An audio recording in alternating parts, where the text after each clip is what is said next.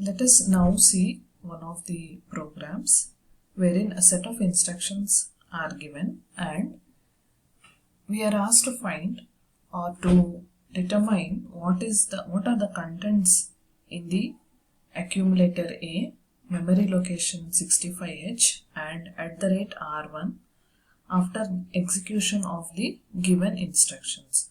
So after execution of all these instructions, what is the final value in accumulator, memory location 65H and @R1, that is at the memory location which is stored in R1 we have to determine. So how do we do this is we have to interpret each instruction and see what is the result of every instruction, and then at the end whatever is the value which is being asked in the given particular memory locations we have to write. So let us start with the first instruction, move R0, #22H, that is copy the contents, load the value 22H into register R0. Here hash symbol is given, so therefore it indicates that the value 22 is a data. So therefore in R0 the value that is stored is 22H. The number 22H is stored in R0. Next, second instruction, move R1, 35. Here also in register R1 the number 35 is stored. So in R1 the data value is 35H after the execution of second instruction. Third one, move 22H, #05H, that is the data value 05H is to be moved to memory location, or it has to be stored in the memory location 22H. So after the execution of this instruction, the data in the memory location 22H is nothing but 05H. Next, we have move 35H, #40H, that is load the data 40H into memory location 35H. So after execution of this instruction, the data in the memory location 35H will be nothing but 40H. The next one, move 35H, #44H. Here we are again using the same memory location 35H, and now we are giving a new value. So therefore the now 40H will be erased and 44H will be loaded or copied into the memory location 35H. See, in this instruction we are loading the value of 40H, but again after that we are again loading the value of 44. So therefore the latest value or the new value that will be stored in the memory location 35H will be 44H. Next one, move A, #04, that is copy the value 04 into the accumulator. So the value in accumulator after execution of this instruction will be 04. Next, here this is H, move A, 35H, that is copy the contents from the memory location 35 into A. So we have to see what is the value in the memory location 35H. If you see here, there are two instructions. One is move 35H, 40H and 35H, 44H. But here this value 40H is erased once we execute the next instruction 44, because we are now giving the new value 44H into memory location 35.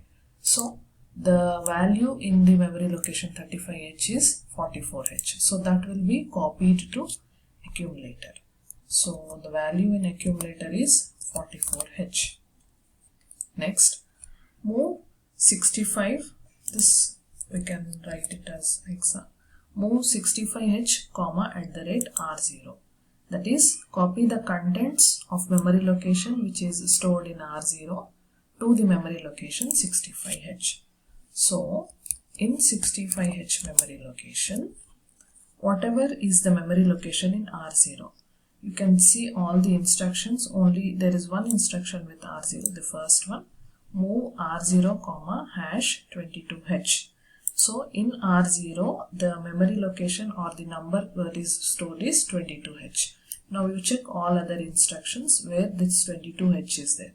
So if you see here in 22H, the value that we are storing is 05, right?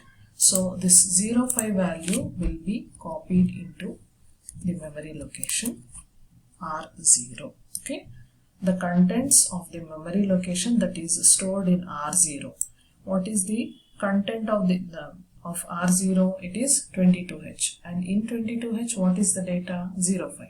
So therefore 05 will be copied into 65H.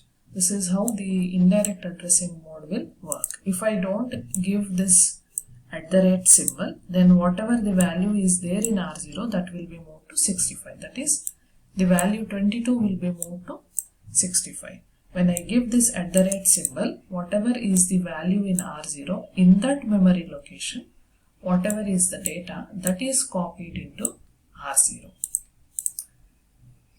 The next one, move B comma @R1 comma B. Here we have not given any, actually there is no instruction which shows what is the data value in B. So whatever is the data in B, that will be stored in the memory location at R1. So I will just include one more instruction to make this clear.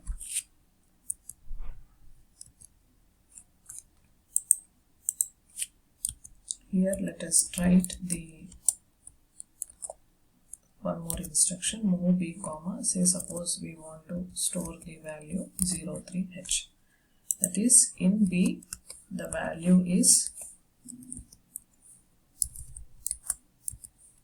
03H. So here in B the value is 03. So move @R1 comma B. So what is the address in R1? The value in R1 is nothing but 35H.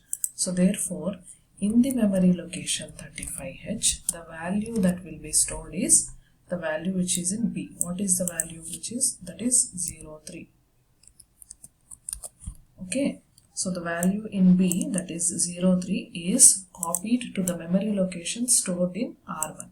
In R1 the value stored is 35. So therefore we are modifying the value at the memory location 35 by using this indirect addressing mode @R1.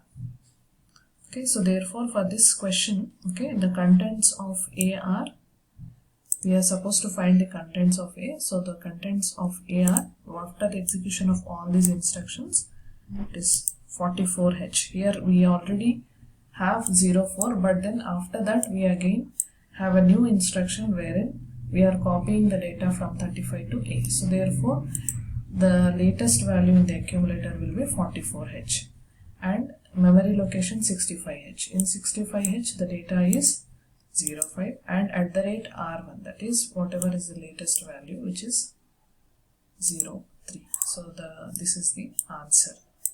So this is how you have to see step by step all the instructions, and if at all more than one data value is stored in the same memory location or the register, whatever is the latest value, that will be stored in the register or the memory location, erasing the older ones.